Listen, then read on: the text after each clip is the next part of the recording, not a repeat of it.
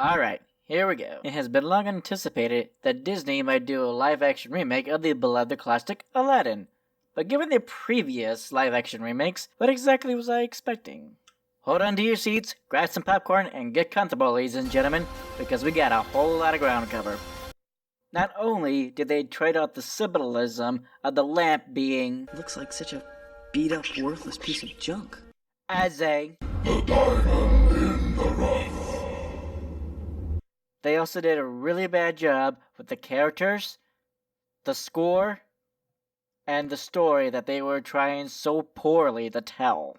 It's like the animators knew that the live-action version would suck big time because this screenshot right here pretty much sums up the whole movie. First, let's talk about the cast they selected.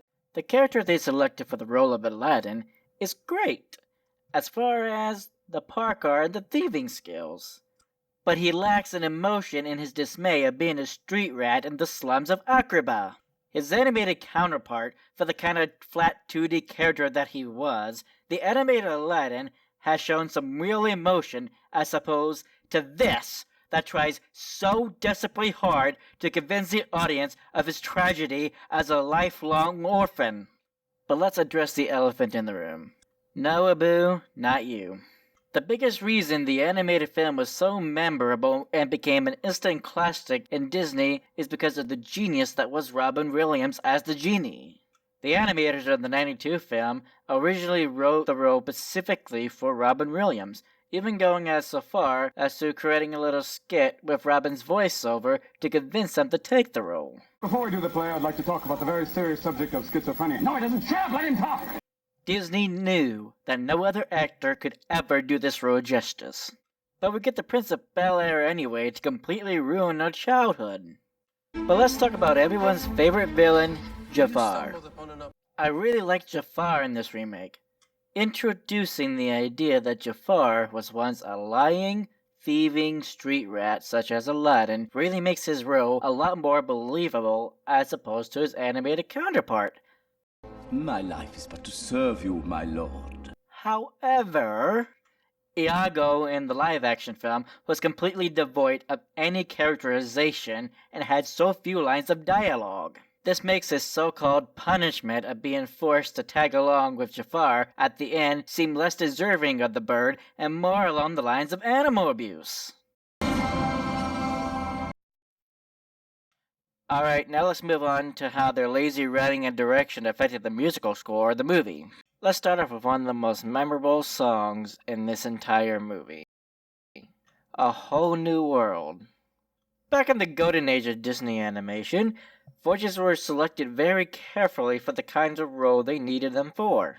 They were looking for emotion, passion, the kind of fulfillment that the role needed.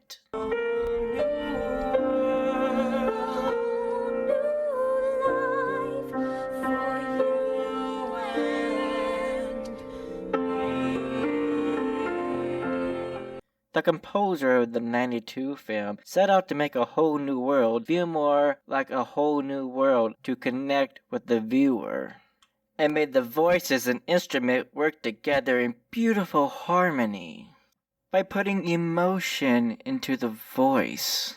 They really emphasized putting emotion in the voice, because they were going to animate to that. The amazing thing is listening to Brad Kane singing. I mean, there was this hopefulness, this quality about believing the impossible is possible, idealism, hope. You can hear it in Brad's voice. And carefully choosing how they were going to compose it. One of the hardest things was how to start into the song and how do you build into it. And Danny Troop said, you know what? I love where your piano sounds when you play this. Let's start it just with the arpeggiating piano and work the orchestra in around it. And that's the way he worked the arrangement. Fast forward to 2019, and it sounds like they just took the original version of the song, remixed it with pop and rock, and just expected the voices to work, without putting any real emotion and depth into it, and using the CGI in the imagery to distract the audience from the fact that the voices don't harmonize with the song.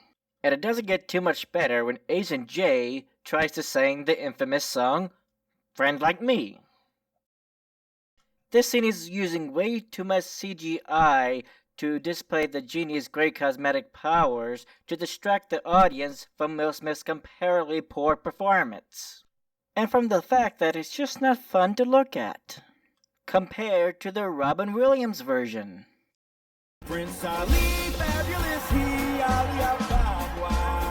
Ah man, where do I even get started with this one? Now try your best to stay calm. Who is he even talking to?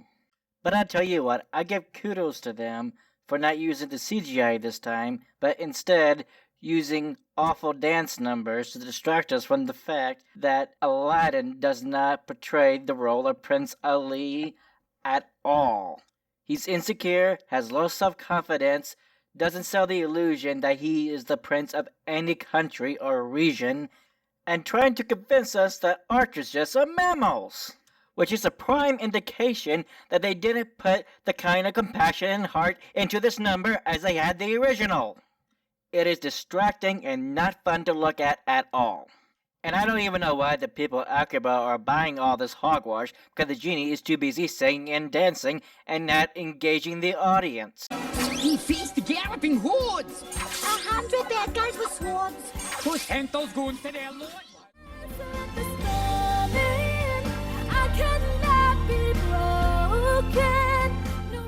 This song is completely unnecessary. You can literally remove the song and not miss a single thing and get the same ending. I am the one who's left speechless because of how distracting this is to the audience when it should be distracting to Jafar for Aladdin's sake.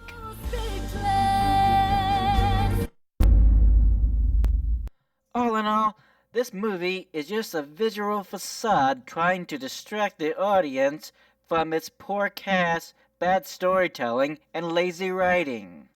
The so-called experts over at Rotten Tomatoes have for once in their miserable lives rightfully rated this movie 57% rotten. As for the other 94% of the crowd, it is a clear indication that people have become so foolhardy in the art of storytelling. In the end, this is just one of those gems that just best left in the Disney vault.